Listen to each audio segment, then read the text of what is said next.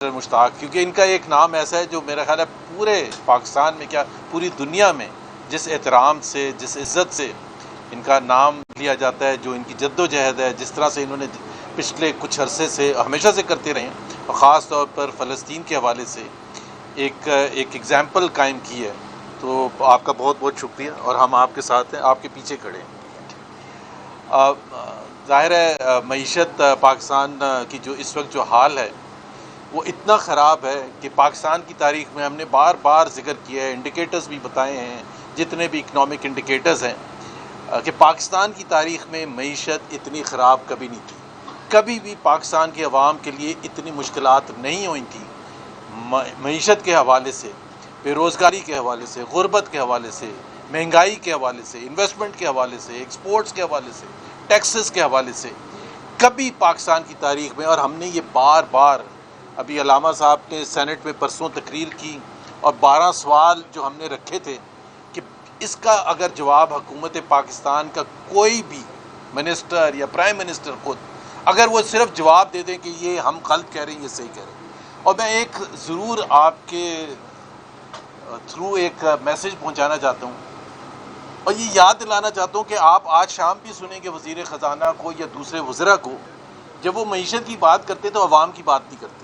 کبھی بھی ایک انڈیکیٹر بات نہیں کرتے کہ عوام کے لیے کیا بہتری آئی ہے۔ Current account deficit, fiscal deficit, I M F loan, I M F approval, world bank کا اپروول، ہمارے دوست ممالک کی طرف سے ہمیں پیسہ ملنا، سعودی عربیہ کی طرف سے، جس کا ہم ظاہر ہے شکر گزار ہیں، اس کی بات کرتے ہیں، اس حد تک بات کرتے ہیں، فسکل سرپلس کی بات کریں گے کبھی بھی۔ اور آپ لوگ جب ان سے ملتے ہیں تو پوچھیں کہ بھائی عوام کی بھی تو بات کریں، مہنگائی کیا کم ہو گئی ہے، کیا غربت کم ہو گئی ہے، کیا بے روزگاری کم ہو گئی ہے؟ اور یہ جب میں کہہ رہا ہوں یہاں اس فورم پر کھڑے ہو کے، اور بار بار کہتے ہیں پاکستان کی تاریخ میں اتنی غربت کبھی نہیں تھی جو اس وقت ہے، 45% ورلڈ بینک کے حوالے لحاظ سے، پاکستان کی اپنی حکومت کی رپورٹ کے حوالے سے 29% ہے، جو پھر بھی تاریخ میں سب سے زیادہ ہے۔ بے روزگاری حکومت کے نمبر کے حوالے سے 21 سال کی بلند ترین شرح پر ہے۔ پاکستان میں جتنے ٹیکسز اس وقت ہیں کہ وہ برداشت سے باہر ہیں، اور جب وہ حکومت عوام کے لیے مشکلات میں ٹیکسز کی وجہ سے اضافہ ہو گیا، کیونکہ ایف بی آر فیل ہو گیا، کیونکہ حکومت اکانومی کو ایکسپینڈ کرنے میں ناکام ہوئی ہے، تو انہوں نے پھر ایک نیا حربہ استعمال کرنا شروع کر دیا، نام لیا انٹرنیشنل آئل پرائسز کا، کہ جی پوری دنیا میں ایک ایسا بحران آ گیا، تیل کی قیمتیں بڑھ گئی ہیں، اس وجہ سے ہمیں یہاں بھی قیمتیں بڑھانی پڑیں۔ اب تیل کی قیمت کے بہانے آپ نے پیٹرولیم لیوی، جو کہ ایک ٹیکس ہے، ایک موٹر سائیکل والا جب پیٹرول پمپ جاتا ہے تو اس سے آپ 148 روپے فی لیٹر ٹیکس لے لیتے ہیں، یہ کہاں کا انصاف ہے؟ اور اگر مہنگائی انٹرنیشنل آئل پرائسز کی وجہ سے آئی تھی پیٹرول میں، تو پھر انڈیا نے کیوں نہیں بڑھایا قیمت؟ زیرو۔ جو وار شروع ہونے سے پہلے قیمت تھی پیٹرول کی انڈیا میں، آج بھی وہی ہے 2.5 مہینے کے بعد۔ بنگلہ دیش میں 16% ہے۔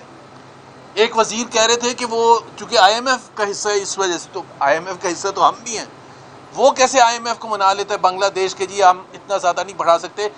پاکستان نے 61% بڑھایا ہے، افغانستان نے 30%، سری لنکا نے 38%، بنگلہ دیش نے 16%، انڈیا نے کچھ قیمت نہیں بڑھائی، اور پاکستان نے 61%۔ اب اس کا کوئی جواب ہے؟ کیونکہ اس وجہ سے ہماری مجبوری ہے کہ ہماری معیشت جنگ شروع ہونے سے پہلے بالکل دلدل میں پھنس چکی تھی، اس لیے ہم اس کو سہارا ہی نہیں دے سکے، ہمارے لیے مینیج کرنا مشکل ہو گیا تھا۔ اور پھر اس میں بھی ایسے ایسے جب آپ نے اناؤنسمنٹس کی، ایک آپ نے 2 نئے کارٹلز کریٹ کیے، ایک آئل مارکیٹنگ کمپنیز اور ایک آئل ریفائنریز۔ پہلی دفعہ جب قیمت بڑھائی تو ہمارے پاس سٹاکس موجود تھے جو $60 فی بیرل کے موجود آئے تھے، اور 1 ماہ کے تھے، خود حکومت نے بتایا، اور آپ نے اس پر $90 فی بیرل کے حساب سے قیمت بڑھا دی۔ اور پھر اس کے بعد آئل ریفائنریز کو آپ نے فائدہ پہنچانے کے لیے، اس سے 87 بلین روپے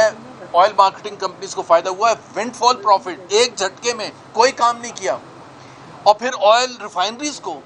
150 روپے فی لیٹر صرف ایک غلط فارمولا استعمال کر، غلط نہیں، جان بوجھ کے ان کو فائدہ پہنچانے کے لیے، جبکہ ہم شور میں چاہ رہے تھے کہ بھائی ایک سمپل سا بات ہے، 30% آپ امپورٹ کر رہے ہیں ڈیزل، 70% یہاں ریفائن ہو رہا ہے، تو آپ اس 70% پر انٹرنیشنل آئل پرائسز کیوں لگا رہے ہیں؟ اب وزیر اعظم صاحب جب اتنا زیادہ کرٹیسائز ہوئے الیکٹرانک میڈیا پر، پریس کانفرنسز میں، سوشل میڈیا پر، تو انہوں نے آ کے بڑے آرام سے 135 روپے فی لیٹر ڈیزل کی قیمت میں واپس لے لیا، اور آئی ایم ایف نے اناؤنس کیا کہ وہ فارمولا چینج کر لیا حکومت نے۔ ابھی اگر فارمولا ایک دکاندار بھی ہے نا، اس کو بھی پتہ ہے کہ کیسے کاسٹ کرنا ہے، کیسے پرائس کرنا ہے اپنا پروڈکٹ، کتنے کا مال آیا ہے، اس کو یہ حساب لگانا کیا مشکل کام ہے؟ اب یہ تو صرف ایک صورتحال تھی، ابھی بجٹ آ رہا ہے اور ہمیں پتہ ہے کہ عوام کو کس طرح سے پیسا جائے گا۔ ہماری ایک گزارش ہے جو کہ ہم پروپوزل بھی دیں گے، اس وجہ سے مسئلہ آ رہا ہے کہ 700 بلین روپے شارٹ فال ہے ایف بی آر کا، اور شارٹ فال اس لیے کہ آپ ہر سیکٹر کو نہیں ٹیکس کرتے، آپ اسی کو ٹیکس کرتے ہیں جو آلریڈی اس کے ٹیکس کے اس میں پھنسے ہوئے ہیں، سیلریڈ کلاس کو، کارپوریٹ سیکٹر کو، بزنس کمیونٹی کو، ایگریکلچر سیکٹر کو نہیں کرتے ہیں، ٹریڈرز کو نہیں کرتے ہیں۔ بھائی جب تک آپ جو معیشت کا 22-23% حصہ ہے ایگریکلچر، اور ٹیکس کنٹریبیوشن میں لیس دین 1%، تو کیسے انصاف ہوگا؟ ایک نارمل شخص جو دینا بھی چاہتا ہے وہ تو یہ سوال پوچھتا ہے کہ بھائی جب آپ دوسروں سے نہیں لیتے اس کی کمائی پر، تو میرے سے کیوں لے رہے ہیں؟ اور سب سے بڑی بات تو یہ ہے کہ اس حکومت کو تو ہم ویسے ہی ٹیکس دینے کے لیے تیار نہیں ہیں، کیونکہ اس حکومت کی تو کریڈیبلٹی، ہم تو اس کو مانتے ہی نہیں ہیں، اور یہ خرچ کہاں کرتے ہیں؟ اپنے شاہانہ اخراجات پر کرتے ہیں۔ آپ دیکھ لیں کس طرح سے پورے پاکستان کو بتایا جا رہا ہے کہ وہ غریب ہیں، پورے پاکستان کو، اور آپ بیلٹ ٹائٹ کر لیں اور مشکل وقت ہے، اور خود اپنے لیے وہ جہاز جو کہ فورن کنٹریز، ایک انٹوریو ایک صوبہ ہے وہاں کینیڈا میں، آدھی پرائس پر خریدا، جو چیف منسٹر پنجاب کے مقابلے میں آدھی پرائس پر جہاز خریدا، اتنا کرٹیسزم ہوا۔ ان کی پر کیپٹا ہے $40,000، پنجاب کی پر کیپٹا ہے $1,800، انہوں نے واپس کر دیا کینیڈین نے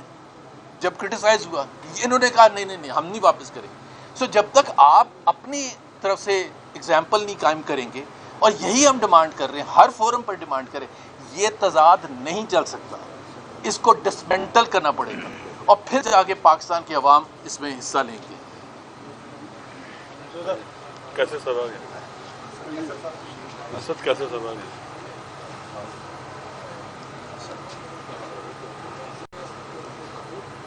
بسم اللہ الرحمن الرحیم۔ میں تحفظ عین پاکستان کی قیادت کی جانب سے محمود خان اچکزئی صاحب